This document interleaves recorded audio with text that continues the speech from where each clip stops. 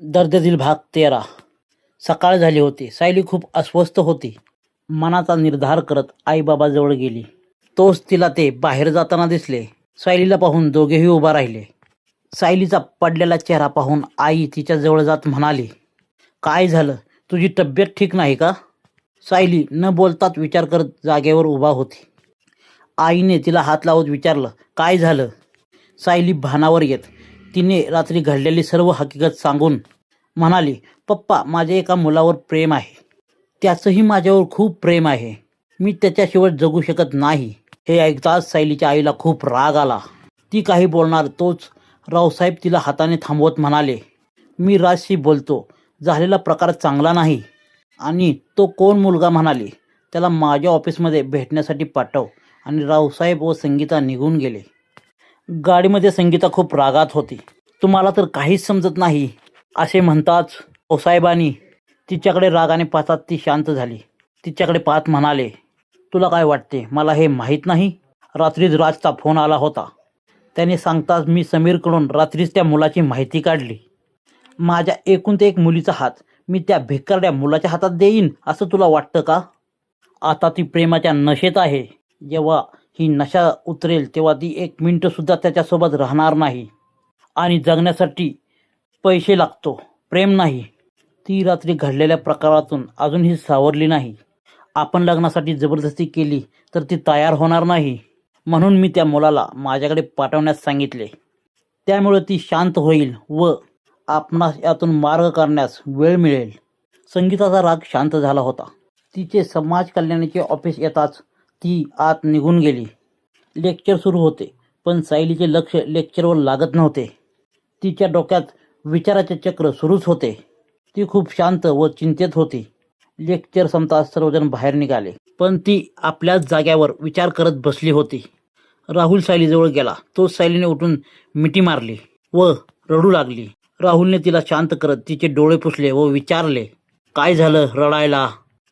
तिने स्वतःला सावरत घडलेली सर्व हकीकत सांगितली. राहुल सुद्धा खूप टेन्शनमध्ये आला.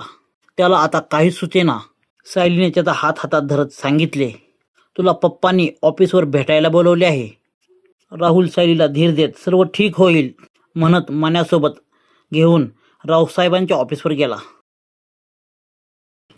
मन्या कॅबिन बाहेर बसला होता. राहुल एकटाच आतमध्ये रावसाहेबांच्या समोर खुर्चीवर बसला होता. तर तुम्ही राहुल जाधव, तुमच्यासोबत आलेला बाहेर बसलेला तो मुलगा कोण? असं रावसाहेबांनी विचारतात राहुल म्हणाला, तो माझा मित्र मनोज. आम्ही एकाच कॉलेजमध्ये आहे. रावसाहेब, पर तुझे वडील एका अपघातामध्ये वारले. घरची परिस्थिती एकदम हालाकीची आहे आणि त्यात तू कॉलेजला. तुझ्या आईने कष्ट करून तुला लहानाचे मोठे केले आहे. आता तर तिची तब्येतही ठीक नसते. तिच्या कमाईवर तुझे घर चालते. हे ऐकताच राहुलने शर्मेने मान खाली घातली. तू म्हणशील मला हे कसे माहीत? हे बघ, माझी एकुलती एक मुलगी तुझ्यावर प्रेम करते म्हणून मी तुझी माहिती गोळा केली. हे बघ राहुल, मी तिचे आता लग्न ठरवले आहे. तरीसुद्धा मी मुलीच्या प्रेमाखातर तुला इथं बोलवलं आहे. माझी मुलगी श्रीमंतीत वाढलेली आहे. तिने कधीही कोणत्याही गोष्टीचा हट्ट केला तर मी तिचा हट्ट पूर्ण केला आहे आणि तो मी तिच्या प्रेमाखातर पूर्ण करणारही. आजपर्यंत तिला कोणत्याही गोष्टीची कमतरता पडू दिली नाही. पण तिने आज वेगळाच हट्ट केला आहे. तो मी तिच्या प्रेमाखातर पूर्ण करीनही. पण तो पूर्ण करण्याआधी मला तिचा बाप या नात्याने तिच्या सुखाचा विचार करायला नको? ती एवढ्या सुखात, एवढ्या श्रीमंतीत वाढलेली. लग्नानंतर तुझ्याबरोबर गरिबीत किती दिवस सुखी राहणार आहे ती? तुझ्या प्रेमात ती वेडी झाली आहे. हे वेड जेव्हा कमी होईल तेव्हा तुझी गरिबी पाहून एक मिनिटही तुझ्याबरोबर राहणार नाही. राहुल शांतपणे सर्व ऐकून घेत होता. त्याला काय बोलायचे हे सुचेना. रावसाहेब उठत, मी अजूनही काही दिवस थांबण्यास तयार आहे. पण जोपर्यंत तू सायलीला सुखी ठेवण्याच्या लेवलचा होत नाहीस तोपर्यंत मी तुमचे लग्न कसे लावून देऊ? आता तूच विचार कर. आता तू जाऊ शकतोस. असे म्हणताच राहुल काहीच न बोलता तेथून बाहेर येऊ लागला. तोच राज पाटील येताना दिसला. राहुल व मन्या तेथून निघून गेले.